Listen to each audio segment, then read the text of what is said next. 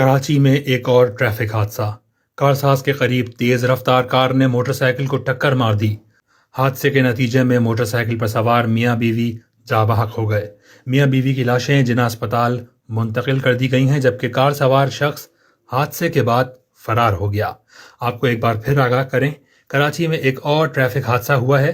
کارساز کے قریب تیز رفتار کار نے موٹر سائیکل کو ٹکر مار دی، جس کے نتیجے میں موٹر سائیکل پر سوار میاں بیوی جاں بحق ہو گئے۔ میاں بیوی کی لاشیں جناح اسپتال منتقل کر دی گئی ہیں، جبکہ کار سوار شخص حادثے کے بعد فرار ہو گیا۔ واضح رہے کہ کراچی میں رواں برس ٹریفک حادثات میں ہلاکتوں کی تعداد 200 سے زائد ہو چکی ہے۔